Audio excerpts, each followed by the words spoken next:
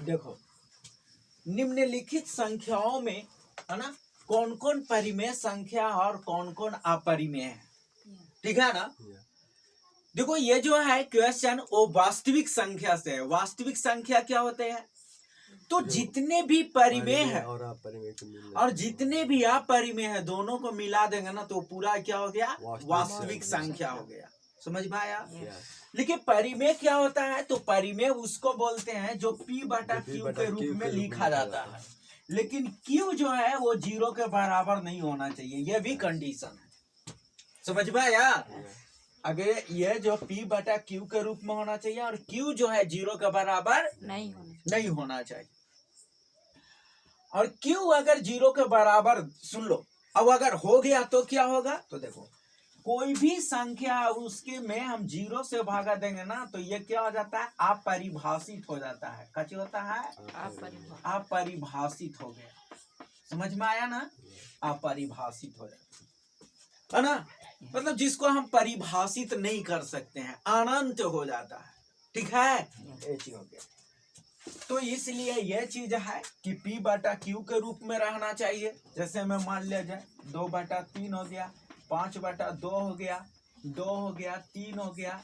देखो नीचे एक छुपा हुआ है ना, ये सब कुछ हो। 0 भी परिमेय संख्या है। देखो 0 बटा 1 है कि नहीं, समझ में आया। तो ये जो हो गया परिमेय संख्या। अपरिमेय संख्या किसको कहते हैं, जो P बटा Q के रूप में नहीं होता है। जैसे में हो गया √2, √3, √5, √6, देख रहे हैं ना। ऐसे तो ये जितना भी है, हाँ अब आ जाएगा जैसे √4, तो √4 का वर्गमूल 2 होता है कि नहीं, ये तो परिमेय संख्या हो गया। जैसे में आ जाएगा √9, तो रूट रहने से कुछ नहीं होगा। देखो इसका कितना हो गया, 3। तो ये सब परिमेय संख्या, ठीक है ना। ये सब अपरिमेय संख्या, क्यों, क्योंकि √2 का अगर हम लोग करें तो 1.414 ऐसे कर करके जाते रहे। ठीक है। √3 का जो मान होता है वो √3 का ऐसे होता है 1.732 ऐसे जाते रहे। समझ में आया।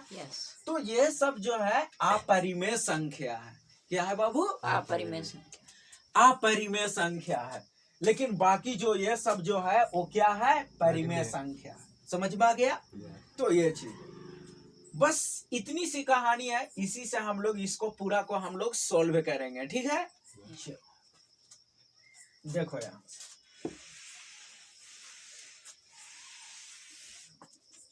पहला है 7 है और √5 है। तो एक चीज सुन लो, किसी अपरिमेय संख्या में परिमेय संख्या को अगर जोड़ देते हैं तो भी अपरिमेय मिलता है। क्या हमने बोले, जैसे कोई अपरिमेय संख्या है, ठीक है ना, और ओकरा में परिमेय संख्या जोड़ देंगे तो भी क्या मिलेगा, अपरिमेय मिलेगा। क्या मिलेगा, अगर कोई परिमेय संख्या है उसमें कोई परिमेय संख्या है उसमें अपरिमेय से गुना कर दिए तो भी क्या मिलेगा, अपरिमेय। क्या मिलेगा, अपरिमेय। लेकिन जब दो अपरिमेय संख्याओं को जोड़ेंगे तो भी क्या मिलेगा, अपरिमेय। जैसे √5 हो गया और √7 हो गया तो भी यह अपरिमेय है। √5 हो गया प्लस √5 हो गया तो इसको करेंगे तो 2√5 हो गया, ये भी क्या है, अपरिमेय। ठीक है। लेकिन कभी है ना अपरिमेय संख्या व परिमेय संख्या को गुना करेंगे तो परिमेय भी प्राप्त होता है व अपरिमेय भी प्राप्त हो सकता है। ठीक है। कैसे, समझो। तो परिमेय संख्या में अपरिमेय संख्या जोड़ने पर अपरिमेय होता है। समझ में आ रहा है ना। परिमेय संख्या में अपरिमेय संख्या से गुना करेंगे तो भी क्या होता है, अपरिमेय। अपरिमेय संख्या में अपरिमेय संख्या को जोड़ देंगे तो भी क्या मिलेगा, अपरिमेय। लेकिन है ना, जब दो अपरिमेय संख्याओं को गुना करेंगे तो परिमेय भी मिल सकता है व अपरिमेय भी मिल सकता है। जैसे सुन लो, √5 गुने √7 करेंगे तो क्या हो जाएगा, √35 हो जाएगा, अपरिमेय है। ठीक है। लेकिन ये भी अपरिमेय है और ये भी अपरिमेय है। √5 गुने √5 करेंगे तो 5, देखो ये परिमेय आ गया, ठीक है ना। तो जब दो अपरिमेय संख्याओं को गुना करेंगे तो परिमेय भी हो सकता है या अपरिमेय भी हो सकता है। इतनी समझ में आया? हाँ, चलो अब इसको सोल्व करते हैं यहाँ।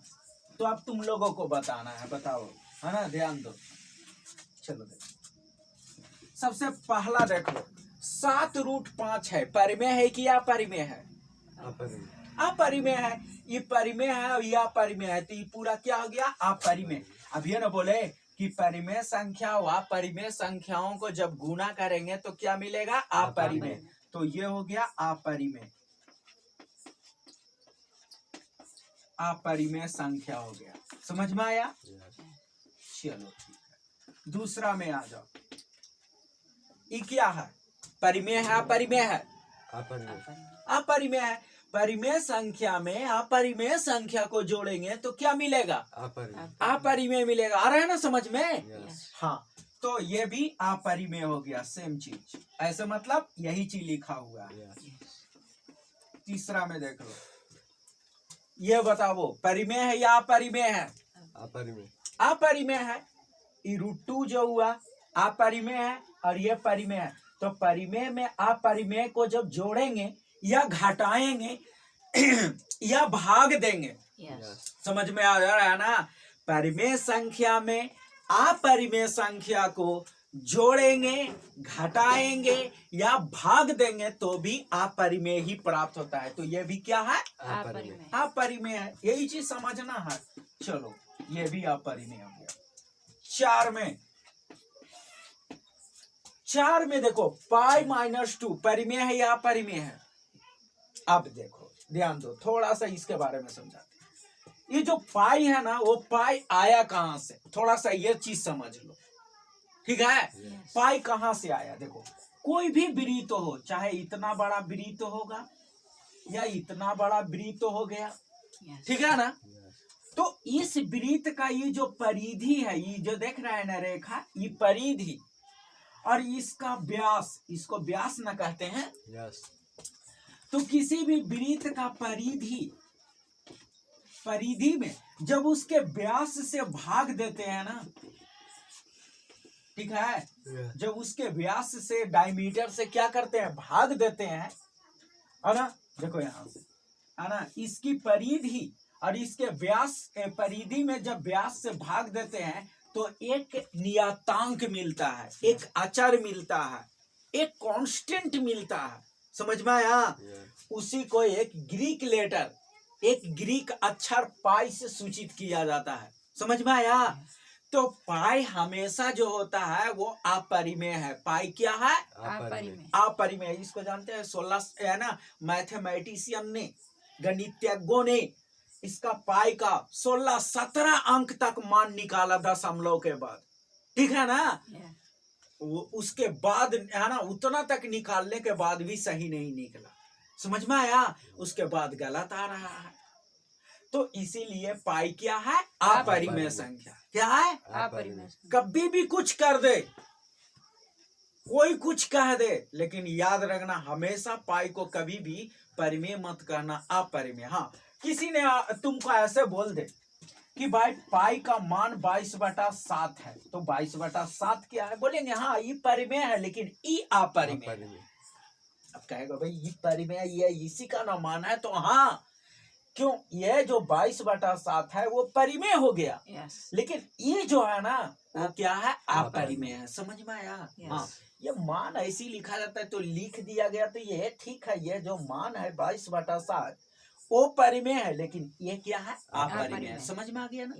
तो देखो, तो ये तो पता चल गया कि अपरिमेय है। अभी भी बताएं कि अपरिमेय में अगर किसी भी परिमेय संख्या को जोड़ते हैं या घटाते हैं या गुना करते हैं या भाग देते हैं, वो हमेशा क्या मिलता है? अपरिमेय। समझ में आ रहा है ना? ये बात को याद रखना बाबू, कभी गलती नहीं होगा, कभी गलती नहीं होगा, है ना?